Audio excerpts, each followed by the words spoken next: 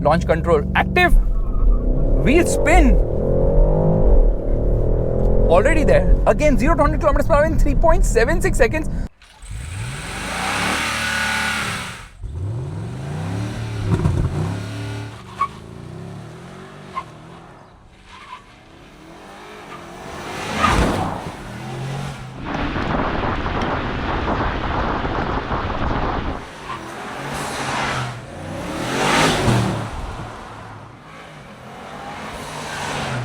This is the facelifted version of the third generation of the BMW X6 codenamed G06 LCI.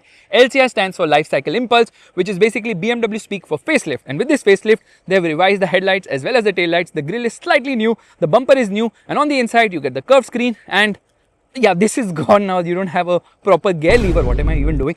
You get a button instead. Oh, a step back, definitely. Anyways, this is the key of the vehicle. You get the M colors here. Unlock the car. This is to open the boot, and I think this is to sound the alarm. This is obviously to lock the car. Again, where is the remote key? What are you doing, BMW? Now, coming to the X6, it was on sale earlier in India as the X640i, but this one is the go faster version because this is the BMW X6 M60i X-Drive. Yippee! No, this is not the go fastest version, which is obviously the X6M competition. There's no X6M anymore. It only comes in competition, guys. Straight away, let me open the engine bay because that is really the work of art here. Wow, beautiful. This is basically to tell you 8 cylinders, BMW badging here, plastic, but you get the M logo here. Strut braces, very aggressive, and you obviously get insulation here. This is where washer fluid goes in. I think the battery for the hybrid system is somewhere here, and for the car's auxiliary thing, the 12-volt one, is in the boot. Anyways, you obviously get gas struts here, and the engine is pushed more towards the cabin so that this is not going to make it front heavy. You can see this is sort of empty space at the front just for better weight distribution, which happens to be 52 at the front and 48 at the rear percentage. I'm talking about obviously. Now this is the red color. There are 6 color options, but you can get up to 40 colors with individualization. Yeah, individual colors, 40 of them. Meanwhile, you have 4 interior color options as well. The car looks phenomenal. In fact, this car is basically taller with a lower ground clearance when compared to the Lamborghini Urus. Meanwhile, it is longer and wider when compared to the BMW X5, a car on which it is based on, because this is like the coupe version of the X5. Now, the lights are beautiful. In fact, if you have the key in your pocket, you don't have to press any button. When you're like 3 meters near the car, the light show will start, and you are 1.5 meters near, the car will unlock. What is a light show? Basically, first this light turns on, then this light turns on, and then this light turns on. So projector setup, however, these are both for the low beam as well as the high beam. There are no fog lamps here because these are obviously BMW LED lights with the blue tinge here, BMW LED badging there. And these are actually quite nice. I like the design. Very cool indeed. But doesn't really do much of a dramatic light show as such. However, when you turn on the indicators, this actually pulsates. The DRL pulsates here when you turn on the indicator. It gets these massive air intakes. For better cooling, I think they should also channel air to the brakes to cool them. Meanwhile, this is a functional air curtain here. And the grille, which is obviously finished in gloss black, looks awesome. Yeah, it does not get the glowing function because I think that's option. The iconic BMW glow grille, which I think debuted with the X6 long back. Not here, but that is a very cool thing to have, especially at night. M badging here, you see gloss finishing here on the bumper. This is the provision for the towing hook. You get 6 parking sensors because obviously it has got self park. That is the radar for ADAS. The front parking camera does not get the cleaning function like it does in newer BMW models. The bonnet gets a lot of cuts and creases, and there you get 2 cameras. One is obviously for the lane keep assist, the other is like the dash cam, and you get rain sensors as well. Now the design of this car looks absolutely stunning. It looks quite nice, at least from this angle, but the rear is obviously very polarizing. The wheels are also new, by the way, in the facelift. So the front tire size happens to be 275/40/21s. I like the design of the alloy wheels. Red colored brake calipers should have M badging there. I can't really see it. And when you come to the side, you realize that the sloping roofline is a hit or a miss. In terms of length, almost 5 meters. In terms of wheelbase, this is almost 3 meters. But the sloping roofline is basically what gives the identity to this car because it is basically a coupe SUV. It has the M60i badging here. However, what is this fake treatment? Gloss black finishing right here with the M mirrors. My Polo also has it. What's the big deal? Indicator functioning here at the moment. Camera here, obviously. When you unlock the car, it has this carpet, a light carpet on the floor, which looks quite cool. And the rear tire size is even bigger. It's supercar size because this happens to be a 315/35/21. That's super massive. Look at the size of the rear tire. Humongous. Well, that's what she said. Coming to the rear, you get a shark fin antenna, you get this sort of a spoiler, you get this subtle spoiler here as well, and it feels a bit too bulky at the rear. You get this sort of a diffuser treatment. You can see the underbody, meanwhile, gets quad exhaust in these enclosures, 2 on this side, 2 on the other side. Camera does not get the cleaning function here. X6 BMW M60i, no dynamic swipe indicators. The brake light is similar to the previous model.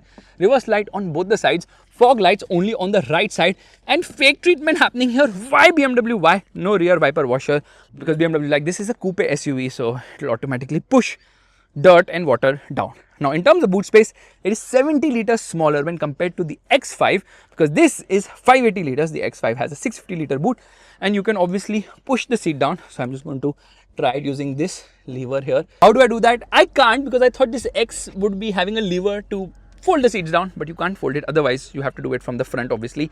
40-20-40 split is the rear seat, and when you do that, or storage space, all of a sudden the engine has become angrier. Anyways, get this nice finishing here in the boot.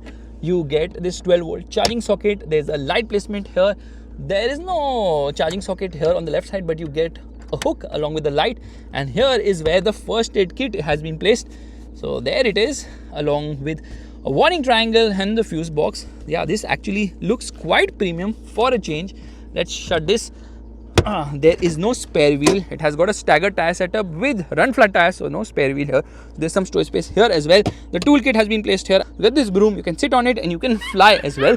So that's another feature in this car. Meanwhile, the parcel shelf extends like this, and you press a button and there the tailgate shuts, because it is obviously powered here. Now, when you step inside, you realize that space is a bit compromised, specifically the headroom of the car. Here it thankfully says E25 compliant. Yeah, BMW recommends some particular engine oil as well. It also gets the soft close door function, so there you don't have to shut it with full force. There it pulls it inside to shut it as well, which is fantastic. Let's get into the rear. I don't think anyone cares about the rear seat experience, at least a person who's buying this car. You get sun blinds at the rear, which are obviously manual. It's not the easiest to operate. Come on, dude, what are you doing? Yeah, at this price, it has to be electric. I don't know why it is not. Meanwhile, door pockets are big enough at the rear.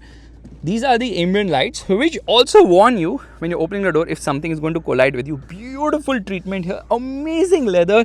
Really, the interior is just lovely. Look at this quilted leather, beautiful. Isofix child seat mounts, M colors here on the seat belts, says airbag right there. M badging here, which illuminates.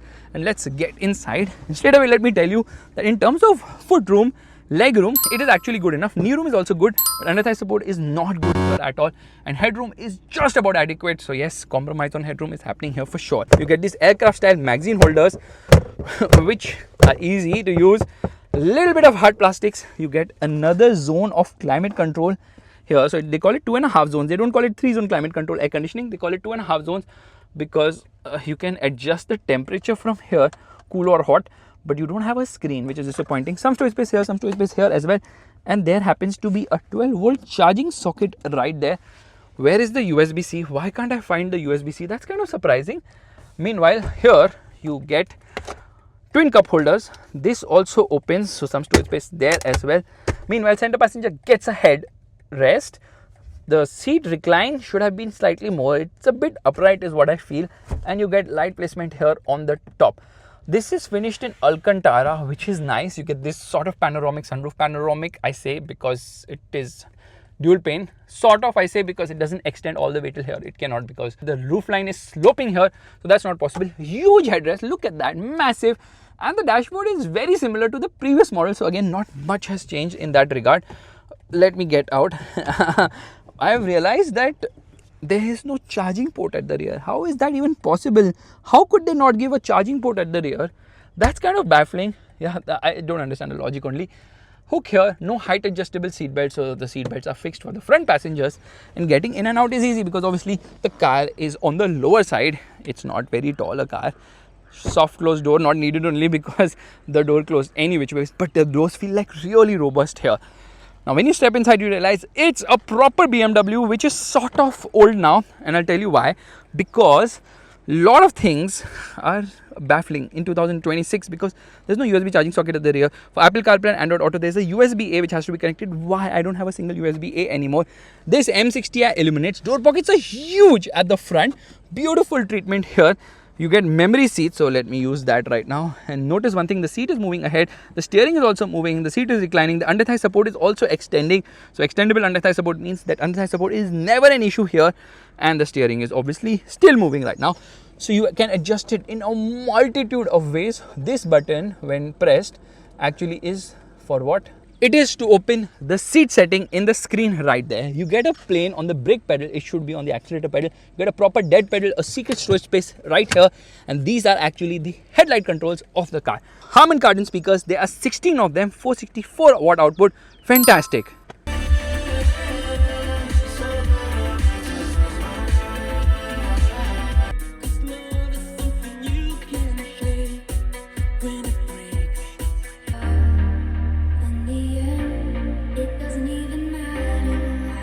Now let's get inside because the dashboard is lovely. Typical BMW lovely because you know when the steering is pointing in the right direction because this is the classic old BMW steering wheel which feels nice to hold, does not get a flat bottom but gets the M badging here.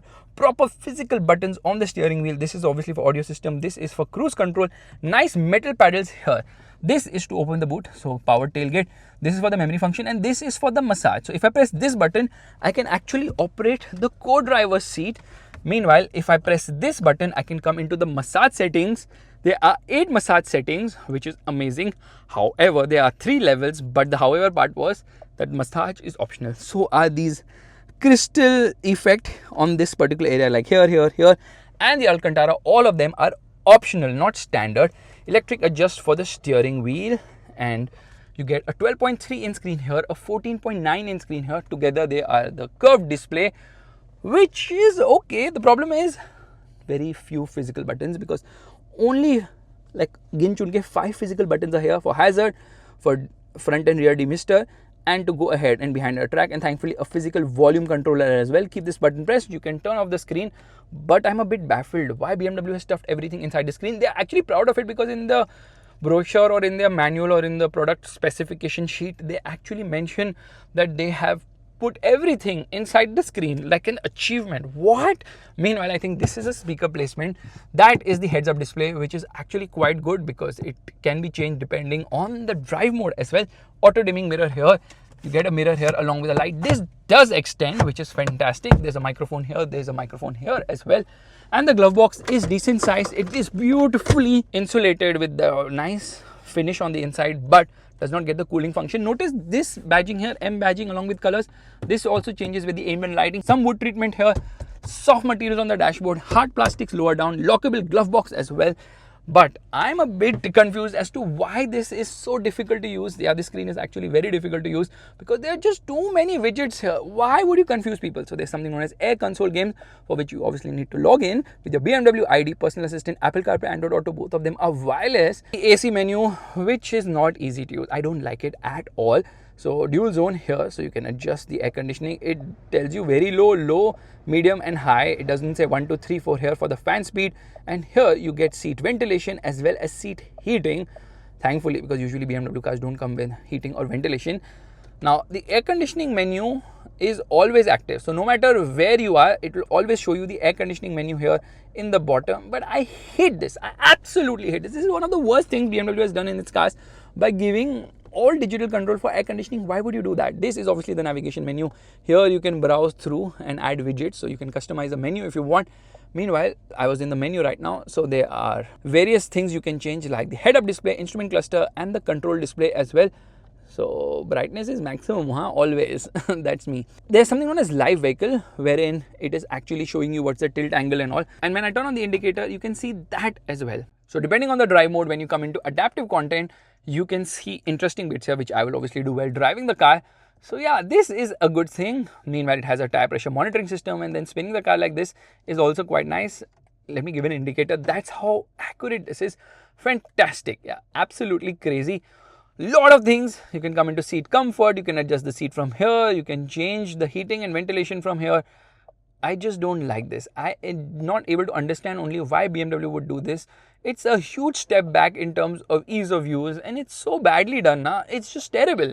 Why? No idea why, but it is what it is. Then there's weather. You can get the weather updates and all, because obviously this is a connected car as well, naturally. And then you can obviously see YouTube too, for which again you have to connect to the BMW ID.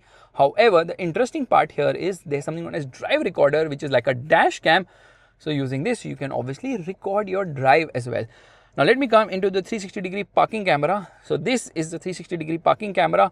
First things first, this is the panorama view, which can be widened as well. There's an assist view, which will show you the front and rear parking sensors, and there's a parking view as well. So you can change things, you can decide which camera angle you want to see. And there is the 3D view as well, which does not move like this. So you have to press a button here to only move it. Yeah, this could have been slicker. This is running the BMW OS 8.5, and it has got reversing assistant, it has got self park. All those things are obviously here.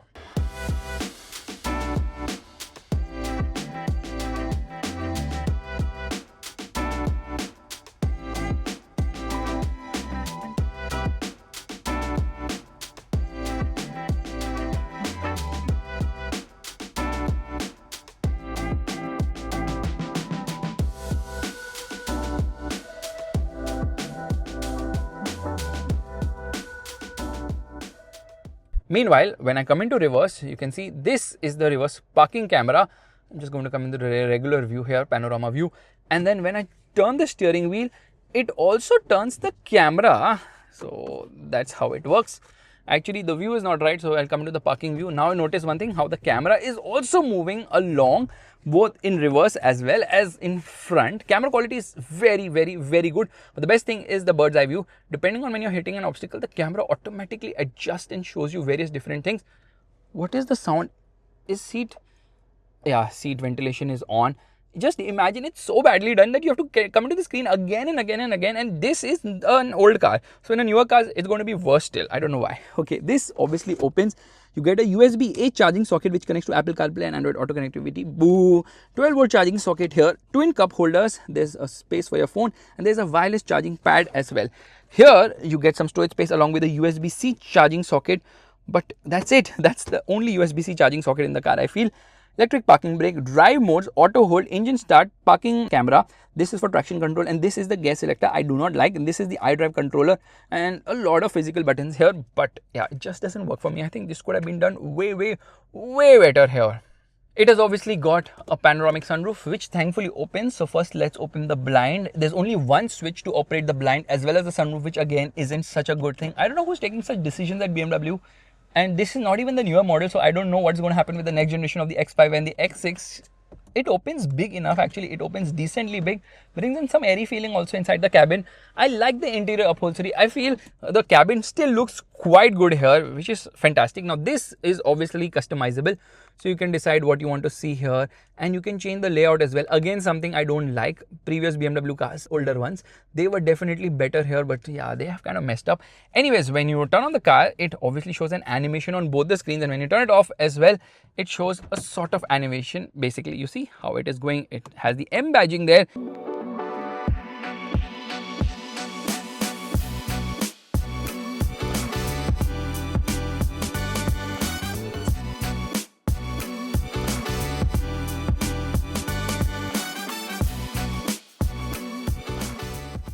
But enough of the blabber, because this is a V8 engine car, so it's all about the driving experience. Let's go. By the way, when you turn on the car, the steering also moves a bit, which is kind of pointless. And what else is pointless are the ambient lights, because there's just 15 colors. Yeah, just 15 color ambient lighting. Come on, every brand is offering 64 colors now. Light placement here on the top. Thankfully, they have physical buttons, not touch operated ones, although I don't mind touch operated ones for the lights, of course. Anyways, let's give it the beans.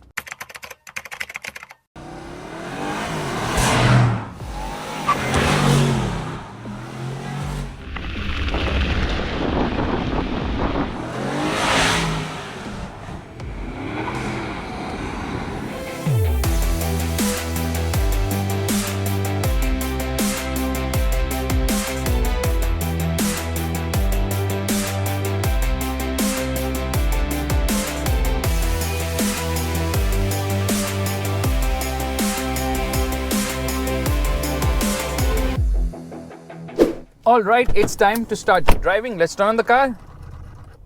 What was that sound? Steering making sound in a BMW, very unexpected. First things first, air conditioning has to be turned off. Did I turn off the air conditioning? Yeah, this could be better. I hate this whole system. I don't know why they've done it. Anyways, let's navigate to something cool like a Mercedes-Benz service center. Yeah, there's a Mercedes-Benz International School. We'll navigate to that one. Yeah, just start.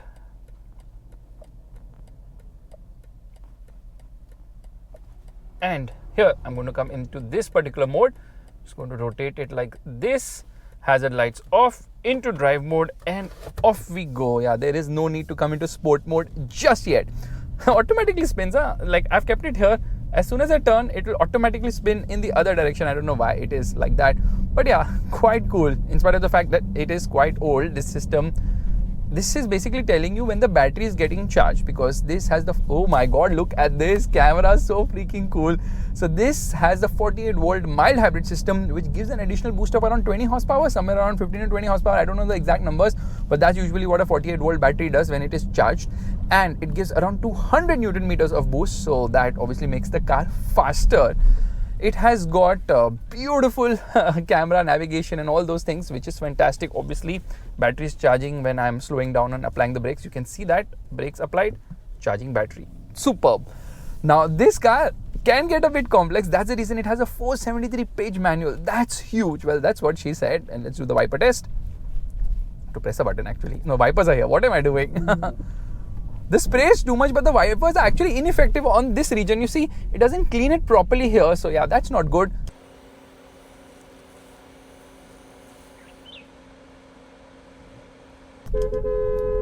The horn is really awesome though.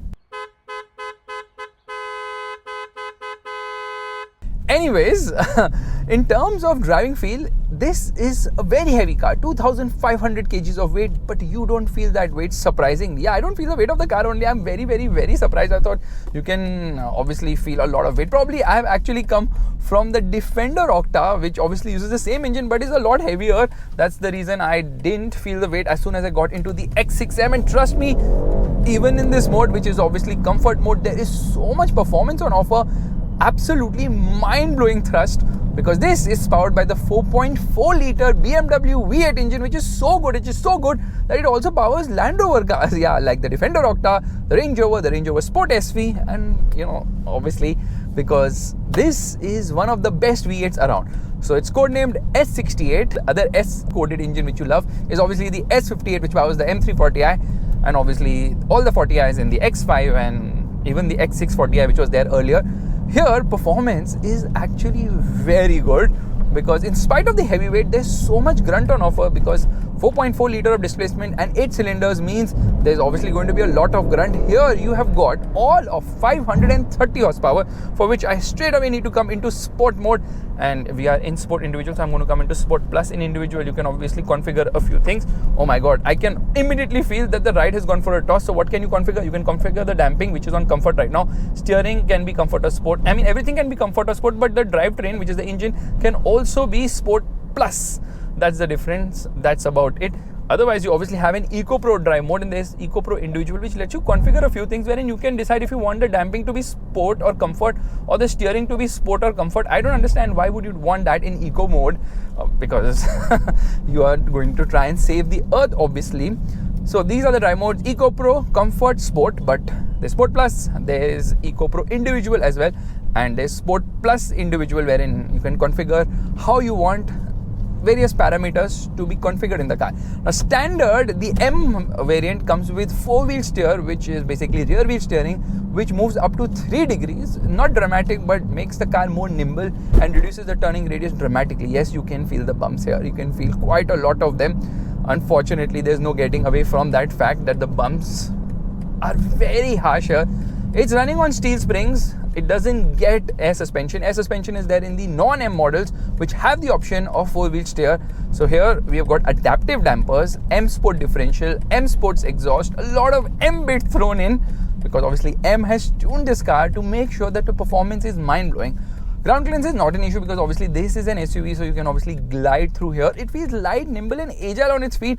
It actually feels very fast. In Eco Pro mode also, there is no hesitation as such. You get it on the throttle and it just goes.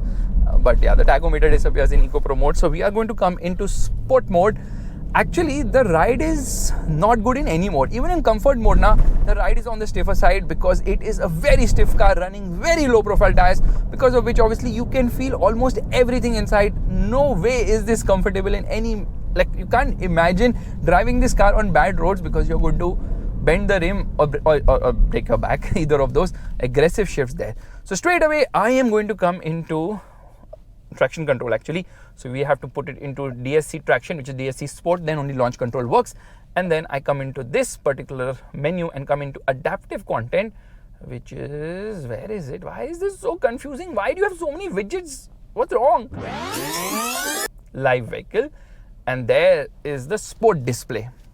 Hazard lights off, left foot on the brake, right foot on the accelerator into sport mode. Launch control active and off we go. My goodness, absolutely unbelievable performance. My god, I didn't even realize we reached 100 kilometers per hour. That's 0 to 100 kilometers per hour in 3.74 seconds. That's mind-blowing because BMW claims that this car goes from 0 to 100 kilometers per hour in 4.3 seconds. However, I've done it faster than even the X6 M competition. What? क्या बात कर रहे हैं? Yeah, it's insane how they undercut their numbers. This is not fast. This is mind-blowingly fast. I felt it. As soon as I accelerated, I knew there's something special about this car. There's just so much grunt. So here we have got 530 horsepower. I think the mild hybrid system gave all the boost at the right time to give me that level of performance. So we are having 530 horsepower and 750 Newton meters of torque, which comes in at just 1800 RPM and stays there to 4600 RPM, resulting in a very nice juicy power band. Super mid-range. Low end is really nice because of the mild hybrid boost. Mid-range is stupendous and the top end is wow! What a top end. It pulls and it does it in a mind-blowing fashion. And look at the downshift, so aggressive. Obviously fake sounds are being channeled in here, but what is this time, bro? This is crazy. So again, let's time it. Let's see if we can do better. Launch control active. Wheel spin already there. Again, 0 to 100 kilometers per hour in 3.76 seconds. This is not a fast car. This is a very fast car. This is actually beating the claim time of BMW's X6 M competition, which is having 617 horsepower, same 750 Newton meters of torque, but claimed to go from 0 to 100 kilometers per hour in 3.9 seconds. What is this speed? Unbelievable. In fact, let's come into Eco Pro mode. And while driving in Eco Pro mode or any other mode, if I pull this left pedal, I come into sprint mode, which basically gives me full grunt for quick overtakes. Yeah, that sprint mode is working on the principle of giving everything from the engine, from the gearbox actually shifting to the lowest gear possible. And that's not all. With the sprint mode, the 48 volt system also gives you each and every possible performance that it can. Mind blowing. And that is the time for the brake test. Oh yeah.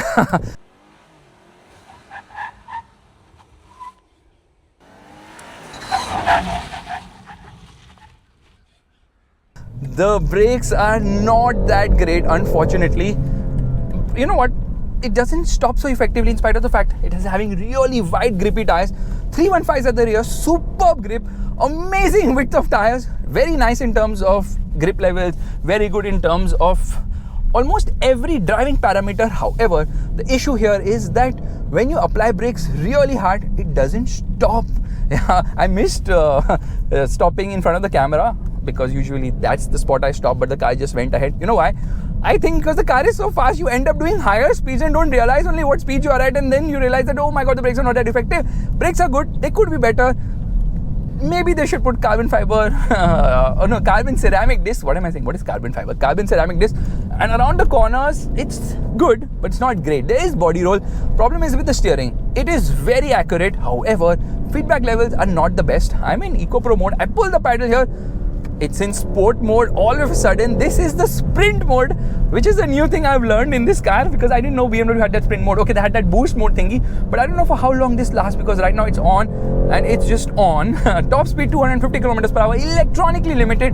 But obviously, if you pay BMW some money, they will open or unlock the top speed to 280 kilometers per hour with the N drivers package, taking it to 300 kilometers per hour. Now it's come back to the regular drive mode. So yes, now it's charging the battery. If you understood how the system works, I don't know, I don't care, because I'm going to come into sport mode right away. New road, new tarmac. Let's see if we can better the 0 to 100 kilometer per hour timing.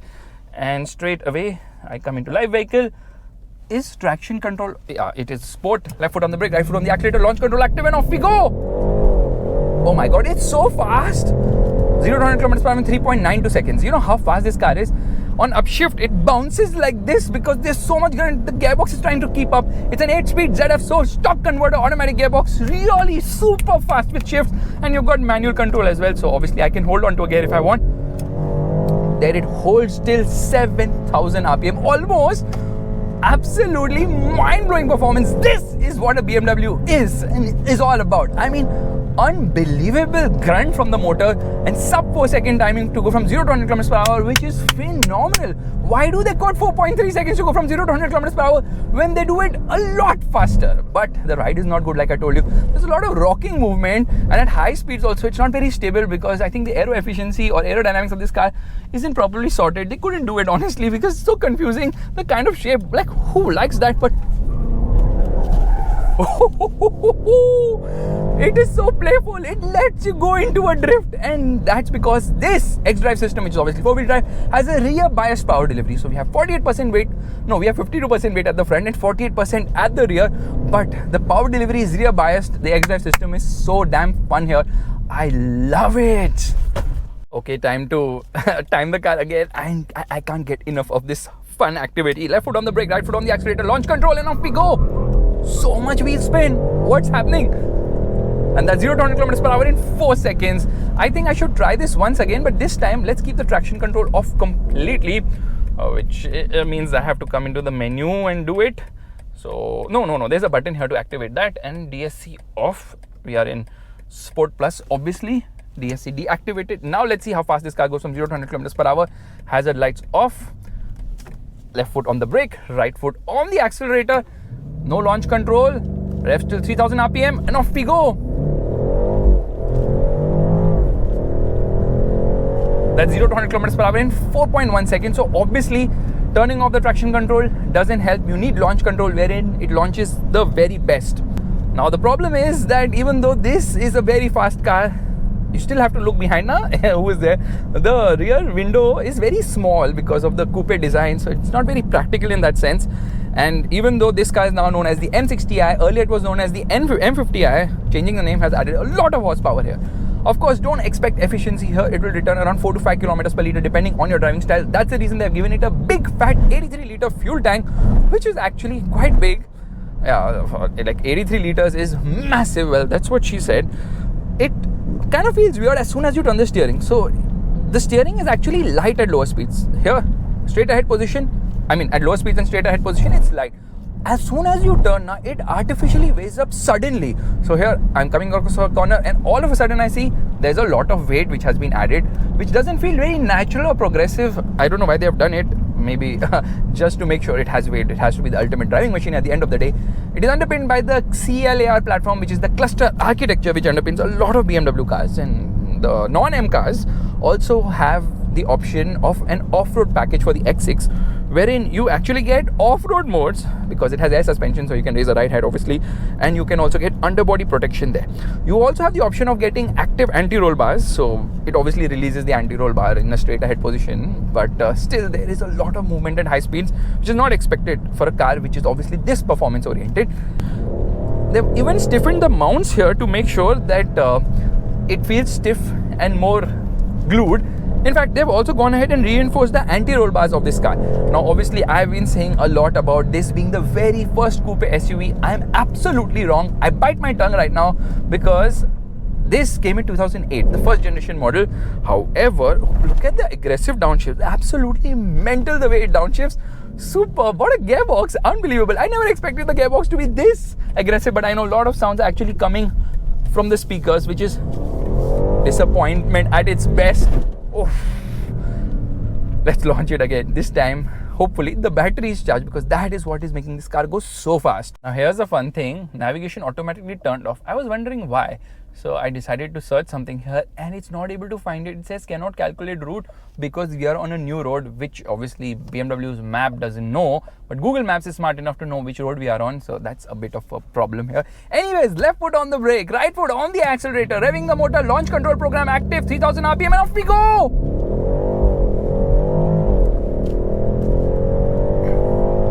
Full fat 750 Newton meters of torque. Yippee! 0 to 100 km per hour in 3.76 seconds. Again, that is consistent.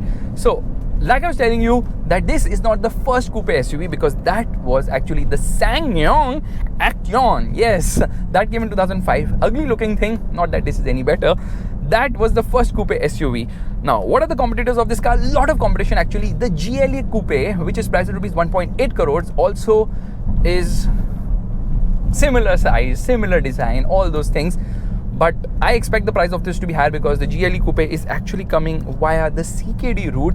So the GLE Coupe is obviously more muscular in terms of appearance. But let's come to the Cayenne, because it also comes with the coupe version, priced from rupees 1.82 crores going all the way to rupees 2.46 crores for the GTS Coupe, which obviously has the 4-liter V8 engine. Again, that also has similar performance when compared to this one, which actually brings me to the Audi SQ8, because that also has a V8 engine. Again, very similar output numbers. Actually, it's lower in terms of output.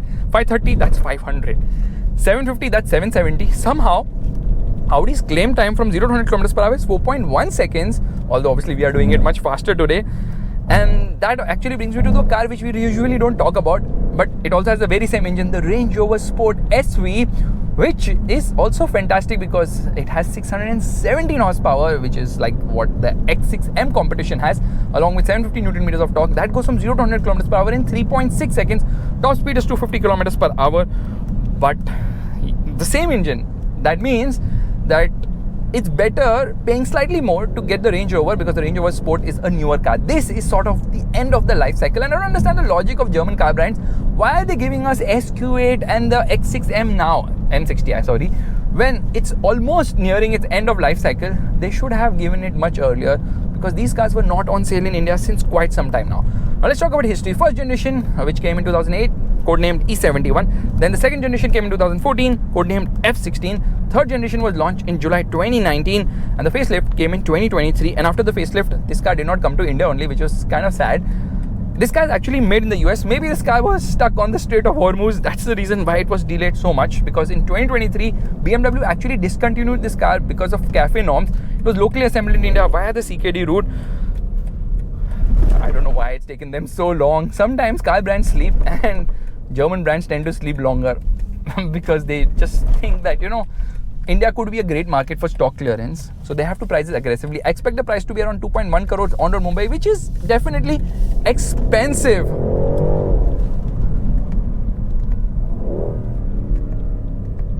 Such a soothing sound on downshift. Absolutely stunning.